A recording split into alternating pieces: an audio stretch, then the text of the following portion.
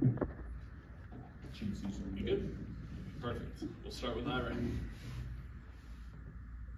When you go up against a defense that looks as sound as Duke's defense looks, where do you go? Like, it doesn't seem like they have any obvious weaknesses. How do you approach them? Yeah, well, I was with Coach Fuller at Chattanooga, who actually is a descendant of that Elko type of defense, the 4-2-5, very sound. But I mean, this is what we expect college football defenses to look like. I mean, you play against good DCs and good players who tackle well and run to the ball and know how to leverage the ball and understand containing things of that sort. That's what it should look like. Duke gets a lot of credit for that because of the head coach and the coordinators and the position coaches on the defense. But I mean, we've seen some good sound defenses here, other than Duke. But Duke is actually the top in every category. So I mean, we got to be on point and make sure we're not making mistakes. I mean, they keep everything in front of them. They tackle well, not giving up a lot of big plays. So I mean, those are the things that come to mind as we're preparing for it, and we just kind of start in that preparation. Jack? Talk about the red zone for them. They have the second best red zone defense in the country. You guys have the 8th best red zone offense in the country. I guess what kind of a battle, what kind of situation are you preparing for that game when it comes into the red zone? Well, it goes hand in hand. Like, referring back to our last game, where that was the first time we actually did stop in the red zone. We thought they had a good plan for us, so we got to build off that and make sure we have answers for what we're showing in that game. But I mean, it goes back to being top in non-red zone. I mean, you're a good defense, you're gonna be good in pretty much all those categories. We got to make sure we convert points. We got to make sure we finding ways to create extra gaps. Most defenses start pressuring a little bit more in the red zone. But with them, I think it just goes back to tackling and keeping things in front of them and capitalizing on opportunities. I mean, they've actually created a lot of turnovers in the red zone too, which is kind of up that percentage of stops and non-touchdowns. So we got to go back to doing our job protecting the football. If we do have a long drive, because they're not giving up big plays, so usually it takes 10 to 12 drives to get down there, and they're rotating guys. They got a good mixture of 8 to 10 guys that play D-line, so they're probably a little fresher. And some of those guys have been out there for 14 plays, so we got to lock in, be able to execute the red zone. All that takes a part of it. So not only just the plan, but the execution of the plan. Excellent. Coach Neville mentioned you guys had a few misassignments on offense. Had a few drives stall out in enemy territory. How much do you guys harp on this week, even though you guys scored 41 points, but how do you guys keep the players focused on the miscues instead of just celebrating success? Like, how do you do that balance? Result, I mean, of course it's a result-based business, but we try to harp on being process-based of are you playing your best? Are you executing at a high level? Are you doing the best you absolutely can do? And when I came into the offensive meeting, we meet as an offense after the game, and we pointed out every missed assignment by position group, and we did a total amount just to show that, not even talk about the score or the result or the yardage, but are we executing what we're asked to be executing? And that's what creates the competition within the room. We got some good players.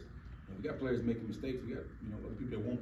So it's just more challenging in the room to understand that we can't make those mistakes because they'll hurt you in close games and no matter the circumstance. But I don't feel like we can't make those kind of mistakes anymore and expect to have any kind of success. So the message was clear. They understood it. When I walked in, they knew it was kind of trending in that vibe because a lot of our guys, they watched the film before we even go in there. So that's the good thing about the coach of the room is they know the mistakes when they come. Is when you walk in, they kind of look at you and it gets quiet when you walk in. They understand that we didn't reach the internal expectation that we had, and we got to do a better job of it.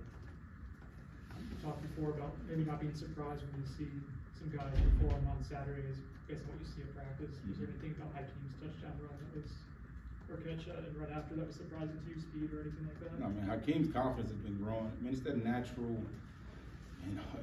recruiting and everything is so accelerated now where everybody looks for these young guys so early, man. But I mean, they gotta go through a little bit. And I think as he improved his conditioning, his confidence, his understanding of the offense, he's really accelerated where now he can showcase his ability. But you can't be a good player to, number one, you're not tired. When you're fatigued, nobody's good. And also, you're always a step slower when you're thinking and processing information.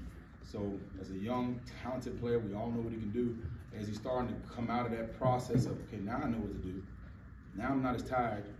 Now I can showcase myself. So now I wasn't surprised. I mean, we've seen Hakeem make a bunch of plays in practice, and he's been progressing. So I was just glad, he getting to showcase his ability and play confident, and hopefully that he builds upon that as we keep going. And then, like you said, that creates more competition. You know?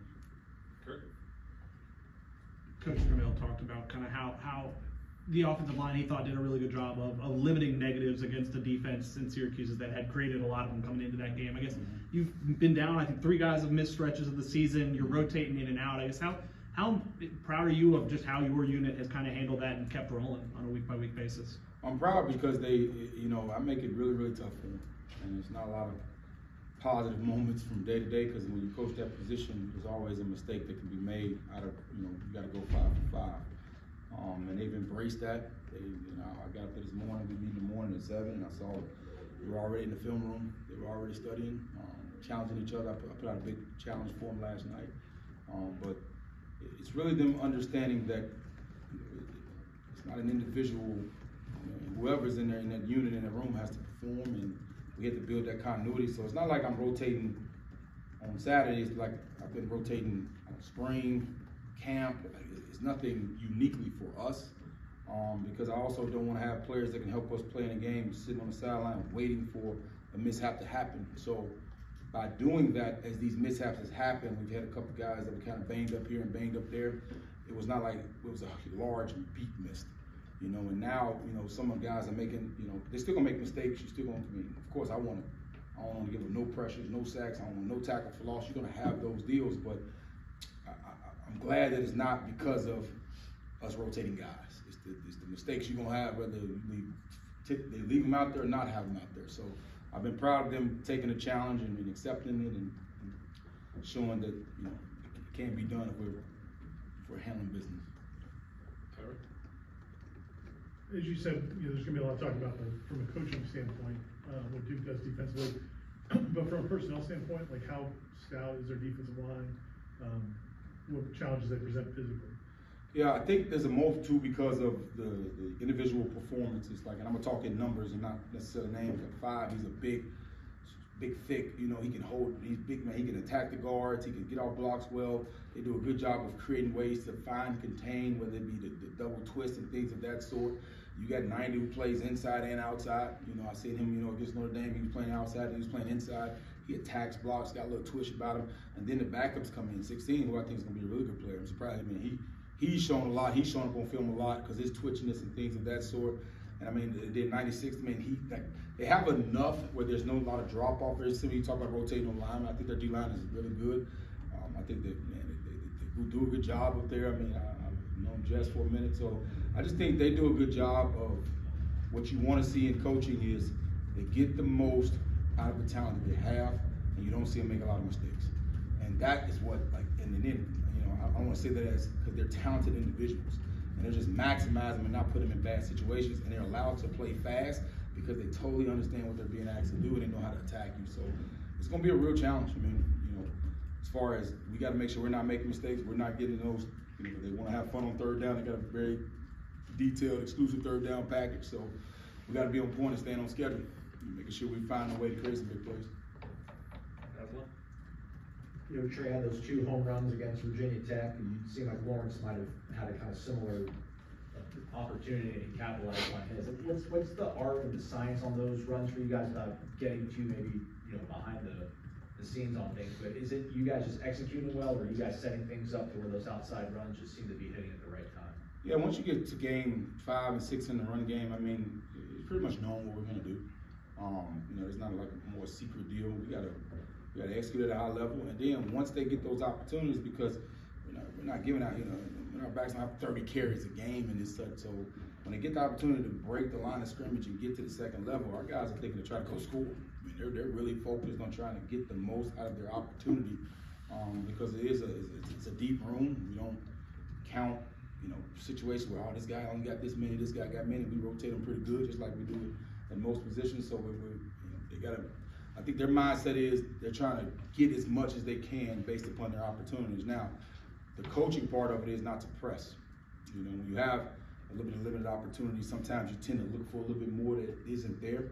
And I think early in the season that was a little bit, but I think now that we've settled in, we're understanding what the line does well, what their vision's seeing, taking opportunities of what the defense is kind of giving up, is starting to starting to go like we talked, like I talked about earlier, was it's going to start getting better as we go, and that's what we want.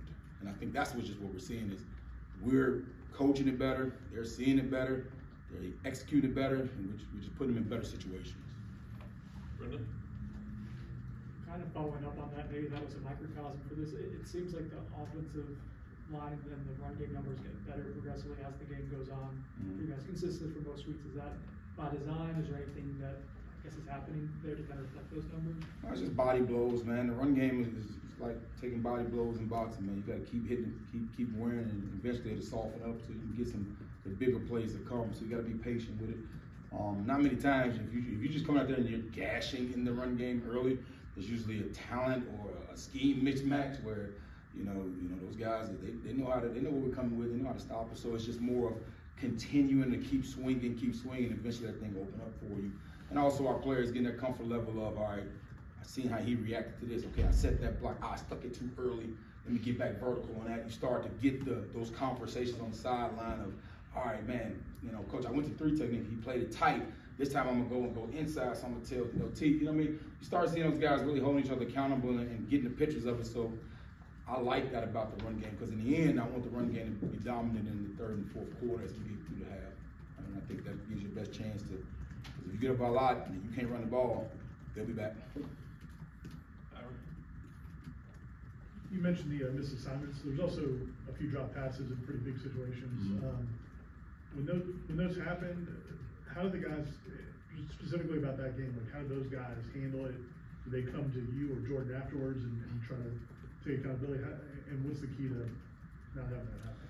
Yeah, I mean, I'm not going to just single out the drop pass, but just critical situations where, for example, the last 2 games, the drive before the halves ended in some kind of sack or sack fumble. That was from Virginia Tech and Syracuse, the end of the half 2-minute drive. The red zone deals, we had 2 low snaps in the red zone. The drop came in the red zone. 3rd downs, like, I think the more frustration is because our guys understand what we're capable of. So that expectation, the standard is so high that you do see some frustrating moments, which I like, because you see the player-to-player accountability. Now my job is to coaches to control the high-level emotion, because our players are competitive. They understand that there's somebody right behind them that's just as close. So you see those high competitive emotional reactions, which is still a good thing, because they're showing that they know what we can do. They've seen it. We've executed at a high level. So the frustration comes from, and what are we like? What are we doing? Like this is easy to us. And once they calm down, I like the response from it. But it's just growing in those situations, and we're starting to see those minimized a little bit more than we've had in the past. So I'm excited about that. But I like the ownership and accountability they have for the expectation of playing their best, especially in critical situations. We got to do a better job. Okay. Thank y'all. Thank you.